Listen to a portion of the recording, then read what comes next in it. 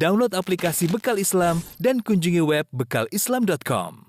Assalamualaikum warahmatullahi wabarakatuh. Alhamdulillah, salatu wassalamu ala rasulillah. Pada kesempatan yang bahagia ini kita akan menjelaskan tentang bagaimana cara pelaksanaan sholat id di rumah. Karena bisa jadi kita tidak bisa melaksanakan sholat id di lapangan karena ada halangan.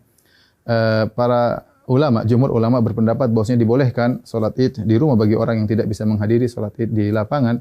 Sebagaimana diriwayatkan Imam Al-Bukhari rahimahullahu taala bahwasanya Anas bin Malik radhiyallahu taala anhu pernah salat di rumahnya, fajama'a ahlahu wa banihi, maka dia kumpulkan istrinya dan anak-anaknya, kemudian dia menyuruh budaknya untuk menjadi imam.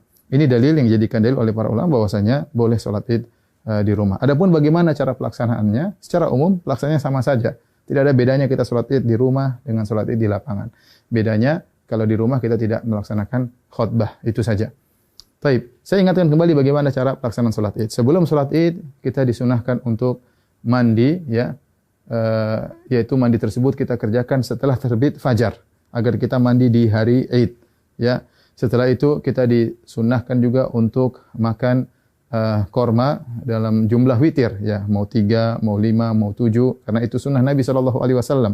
Kenapa kita dianjurkan makan korma? Untuk menunjukkan bahwasanya hari tersebut adalah hari Al-Fitr. Al-Fitr secara bahasa artinya berbuka. Idul Fitri artinya hari berbuka, artinya kita sudah tidak puasa lagi. Maka kita tunjukkan bahwasanya kita berbuka. Sebagaimana kita berpuasa karena Allah, kita berbuka juga karena Allah, dan Nabi SAW segera menunjukkan berbukanya tersebut. Kalau tidak ada korma, maka sebenarnya Allah mengatakan boleh makan yang manis-manis.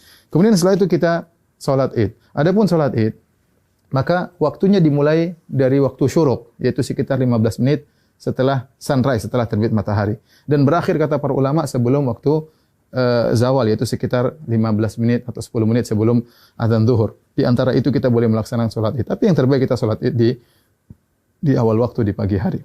Adapun pelaksanaannya, maka kita bertakbir rakaat pertama 7 kali, rakaat kedua 5 kali takbir. Nah, ada khilaf di kalangan para ulama tentang 7 takbir ini. Apakah 7 takbir tersebut termasuk takbiratul ihram ataukah takbiratul ihram tidak dihitung? Ya, takbiratul ihram tidak dihitung. Ini pendapat Imam Syafi'i rahimahullahu taala dalam kitabnya Al-Um, bahwasanya takbiratul ihram tidak dihitung. Jadi bagaimana caranya? Kita bertakbir dulu, Allahu Akbar. Ini takbiratul ihram. Kemudian kita baca doa istiftah. Setelah kita baca doa istiftah, baru kita bertakbir 7 yang disebut dengan takbirat zawaid, takbir tambahan. Kita takbir Allahu Akbar.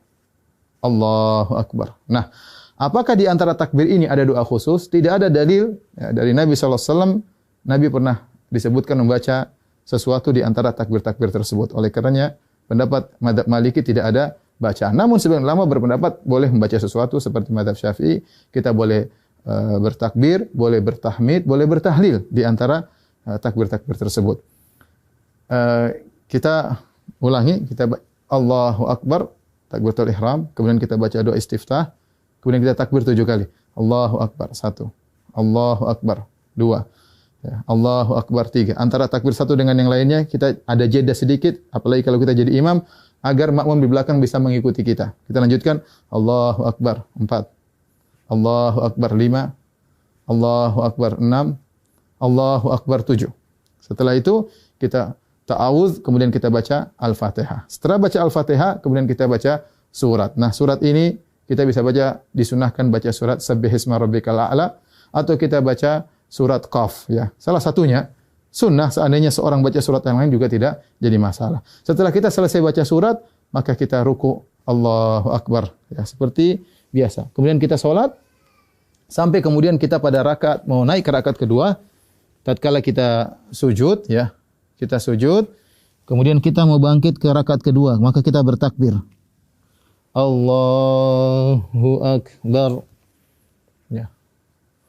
Nah, takbir dari sujud menuju ke rakaat kedua namanya takbir al-intiqal. Yaitu takbir perpindahan dari satu rukun ke rukun berikutnya, dan itu tidak dihitung, tidak dihitung. Nah, rakaat kedua kita bertakbir 5 kali. Takbir tadi enggak dihitung, kemudian kita takbir lagi. Allahu Akbar. 1, Allahu Akbar. 2, Allahu Akbar. 3, Allahu Akbar. 4, Allahu Akbar. 5. Kemudian kita baca Al-Fatihah dengan jahar. Kemudian setelah itu kita baca surat, disunahkan kita baca surat Al-Ghasyiyah atau kita baca surat Qaf, surat Al-Qamar, kita baca surat Al-Ghasyiyah atau kita baca surat Al-Qamar. Kalau tidak kita baca surat yang lain tidak jadi masalah. Kemudian kita selesaikan salat kita. Nah, setelah salat apakah ada khutbah? Jawabannya Anas bin Malik ketika mengumpulkan anak dan istrinya beliau tidak berkhutbah. Oleh karenanya asalnya kita tidak berkhutbah. Namun sebagian ulama seperti Ibn Qasim dari mazhab Maliki mengatakan jika berkumpul banyak orang maka ada yang berkhutbah maka itu baik. Tidak mengapa, tidak terlarang ya. Demikian tata cara singkat ini, semoga bermanfaat bagi kaum muslimin. Semoga Allah menerima ibadah kita. Wabillahi taufik. Assalamualaikum warahmatullahi wabarakatuh.